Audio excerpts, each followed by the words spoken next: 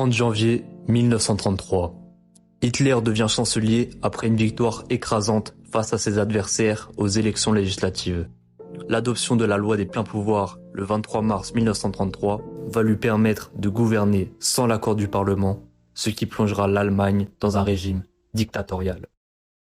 Alors Hitler, un expert en marketing? Oui, vous avez bien lu. Avant de vous expliquer, comprenons ce qu'est le marketing. C'est l'art de vendre des produits ou des idées, et Hitler, en quelque sorte, vendait l'idéologie nazie à l'Allemagne. Imaginez une entreprise, mais remplacez les clients par des électeurs et les produits par des convictions. Donc, dans cette vidéo, nous allons voir en quoi les méthodes utilisées par Hitler et le parti nazi se rapprochent plus ou moins des méthodes utilisées par de grandes entreprises modernes. L'image de marque est cruciale. Pensez à Nike avec son Just Do It ou à McDonald's et son Venez comme vous êtes. Dans le cas des nazis, c'était la croix gammée et Ein Volk, ein Reich, ein Führer. Un seul peuple, un seul État, un seul chef. Ils ont utilisé un symbolisme cohérent et puissant pour influencer la perception publique. Un peu comme McDonald's avec son logo reconnaissable partout. La croix gammée est devenue plus qu'un symbole. Elle incarnait une idéologie entière. Cela nous montre la puissance d'un symbole lorsqu'il est utilisé de manière constante et uniforme.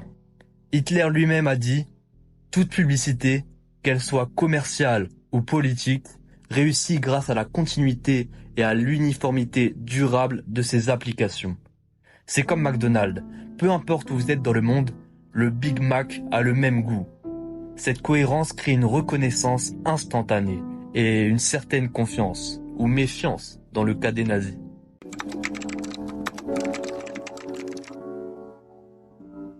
Le processus d'achat en marketing comprend 4 étapes.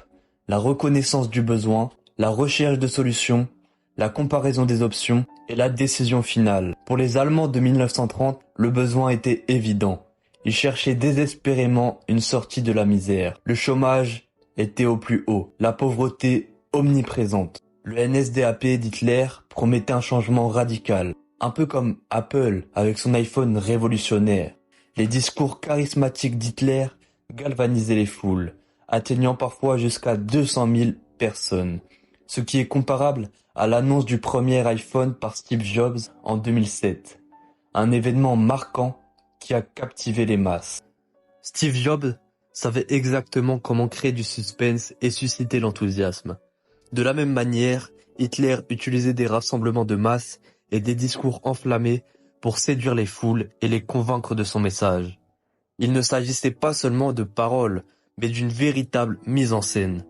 Les uniformes, les drapeaux, les slogans, tout était conçu pour créer une expérience immersive, tout comme Apple soigne chaque détail de ses lancements de produits pour créer une expérience inoubliable. Les électeurs sont souvent plus sensibles aux mouvements autoritaires en période de crise. La crise de 1929 a fait passer le nombre d'adhérents au parti nazi de 2% en 1928 à 44% en 1933, soit de 800 000 à 17 millions de voix en seulement 5 ans. Mais pourquoi un tel engouement ? En 2013, des psychologues américains ont mené une méta-analyse sur 24 études pour comprendre cette dynamique. Ils ont découvert que plus le système immunitaire comportemental est activé, c'est-à-dire plus les gens ressentent une menace, plus ils sont enclins à se tourner vers des solutions autoritaires. En gros, face à des crises perçues comme graves, les gens cherchent des leaders forts et des solutions drastiques. C'est ce qui explique en partie l'attrait pour Hitler à cette époque.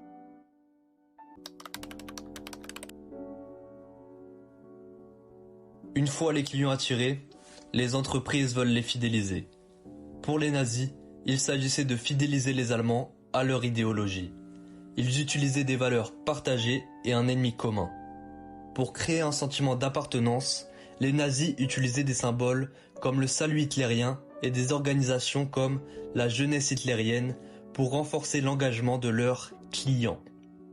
Le sentiment d'appartenance à une communauté renforce la fidélité. Les entreprises modernes exploitent ce besoin d'appartenance pour créer des communautés fidèles.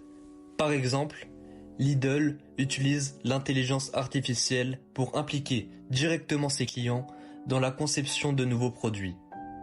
Les consommateurs se sentent ainsi reconnus et impliqués, ce qui les incite à s'investir plus profondément au sein de l'entreprise. Le parti nazi faisait de même avec la jeunesse hitlérienne, enrôlant des millions de jeunes pour inculquer dès le plus jeune âge l'idéologie nazie. En 1940, plus de 7,2 millions de jeunes de 10 à 18 ans adhéraient au mouvement des jeunesses hitlériennes. Cela leur provoquait le sentiment de participer activement à l'idéologie d'Hitler, renforçant non seulement leurs convictions, mais surtout leur sentiment d'appartenance à un groupe. Hitler savait qu'un mensonge répété devient une réalité.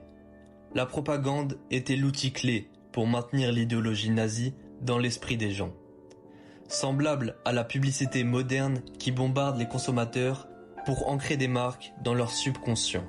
La propagande servait à présenter Hitler comme un sauveur, un peu comme les campagnes publicitaires présentent souvent des produits comme des solutions miracles à tous nos problèmes. Les films de Leni Riefenstahl pendant les Jeux Olympiques de Berlin en 1936 glorifiaient Hitler et le régime nazi plus que jamais, créant une image idéalisée qui séduisait les masses et montrant l'image d'une Allemagne forte et pacifique. C'est comme ces publicités Apple, où chaque nouvel iPhone est présenté comme une révolution technologique qui va changer notre vie. Les nazis utilisaient des stratégies de marketing bien avant que le terme ne soit popularisé. Hitler comprenait comment manipuler les masses avec une précision presque effrayante. L'histoire nous montre que ces stratégies peuvent être utilisées à des fins malveillantes, et il est crucial de les reconnaître pour éviter de tomber dans des pièges similaires à l'avenir, qu'ils soient politiques ou commerciaux. Restez vigilants. Et n'oubliez pas, soyez des consommateurs informés, pas des zombies du marketing.